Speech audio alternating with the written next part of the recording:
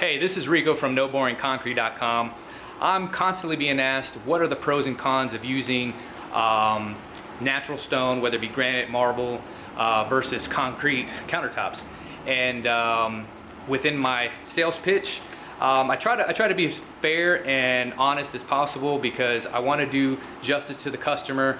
I don't want to give concrete a bad rep, and I also don't want to hurt myself and my business in the long run. So I try to be black and white as possible, find out what it is that the customer is really looking for, whether it be in design, finished looks, durability, and things like that. And ultimately we come with a decision. 9 times out of 10 they go with concrete, and there are a few times where they just end up going with a different solid surface. But either way, all I really care about is to have a satisfied customer, because at least they knew I was being honest. With that being said, the information I'm going to share with you today is not necessarily, I'm not speaking across for my industry. I'm not speaking for another business, another trade, the next business in the next town. I'm basically speaking on my experience, what I've learned over the time using concrete, and the best results. So I'm going to give you my expert opinion because I'm an expert at my opinion.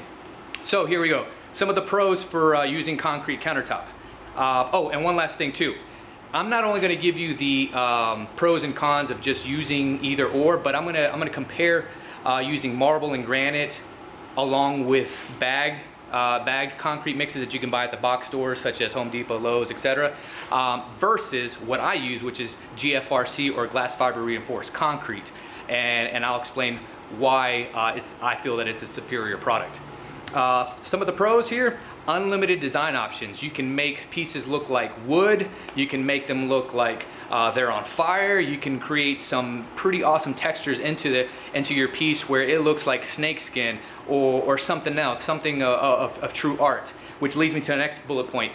These pieces end up being art, truly, not because I made them.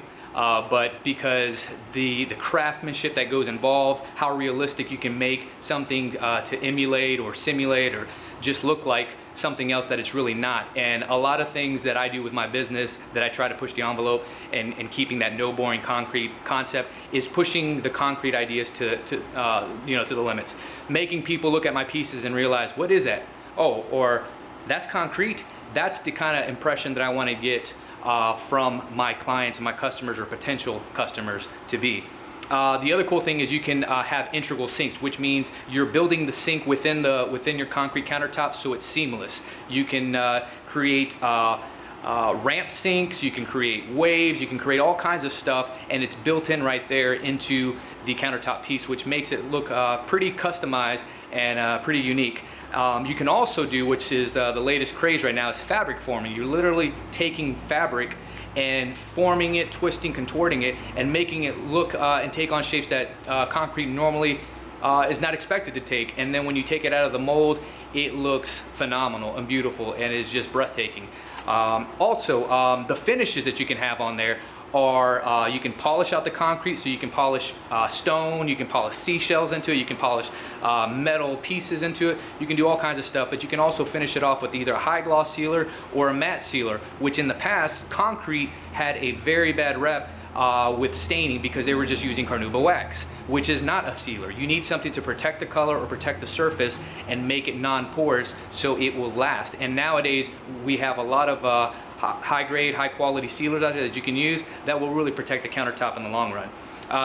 Going back with the unique art pieces, you have endless colors. I mean, I've created tops that look like they're on fire. I have tops that they're electric blue, canary yellow, fire engine red, and sherbet orange. You know, it just goes on and on. You can make them hot pink, or you can just use traditional gray concrete and make it work that way. One of the other thing is GFRC, the glass fiber reinforced concrete. At least the mix that I use will cure at around 12,000 psi. Most bagged concrete that you buy at a box store will only cure at about 3,500, 4,000 psi, and some of them say they'll do 5,000 psi. But this is going 3 times more than what they're stating, so it's going to get hard. And then also concrete is one of those products that will actually just get harder over its lifetime, which is a pretty unique thing. Also, I don't know if this is 100% proven, but there was a scare out there that granite was releasing radiation or radon, I think it was. So I know concrete's not doing that, so that would be a plus as well. Also, concrete goes with everything. I've seen concrete placed in very modern, minimalist places, as well as being in a rustic setting, yet contemporary, yet classic, colonial. I mean, just any look that you want to create. The bare concrete gray look will go with everything, but if you even customize it, unique the color, tweak the color to go fitting with its surrounding design, it'll fit in perfect, and it's always a home run. Also, when we cast this type of concrete, we're not casting them on site.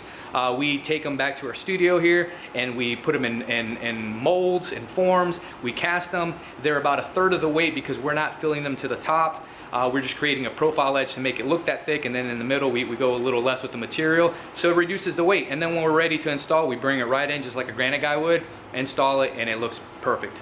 Also, now onto the cons list. Sorry.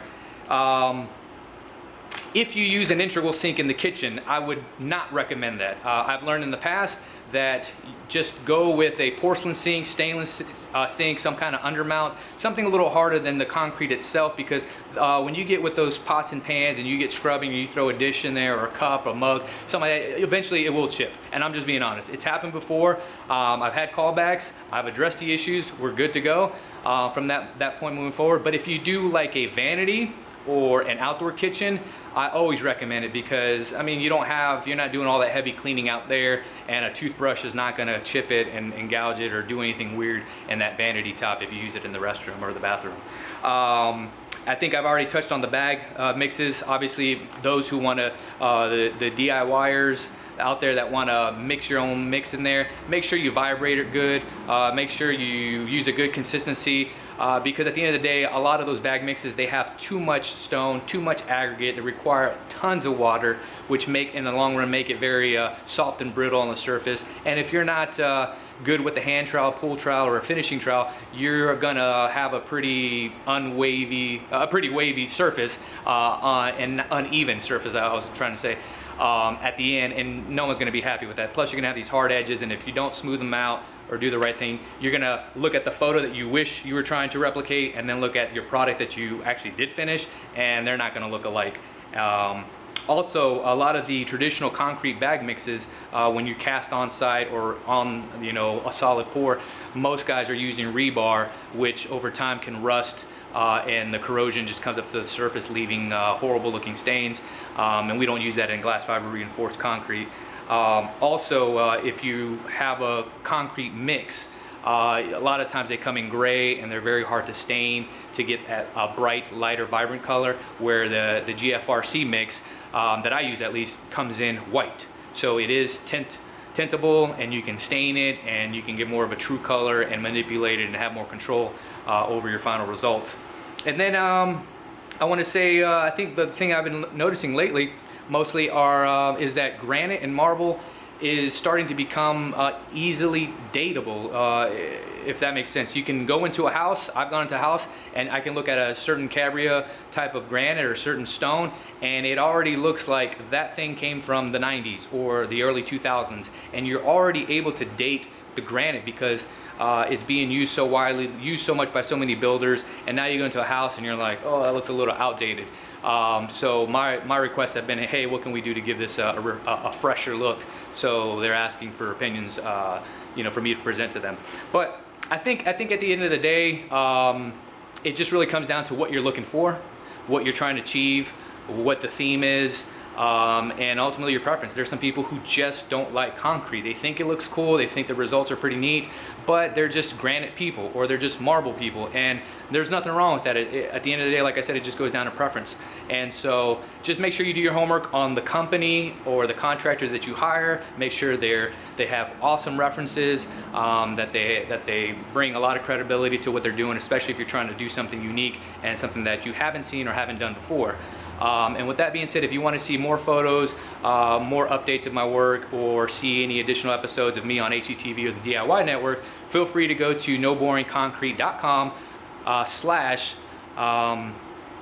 just noboringconcrete.com. Sorry. And I was thinking about, if you want to check out my Facebook page, go to facebook.com/noboringconcrete, and you'll see more updated information on there, videos and recent projects, because we also do floors and outdoor living spaces and a couple extra cool things. Other than that, thank you for tuning in, and I hope this wasn't too long-winded, but I hope, if anything, it's very informative. And if you have any questions, feel free to ask me here, or go to my site, or shoot me a message, either way. And thank you for your time. Appreciate it.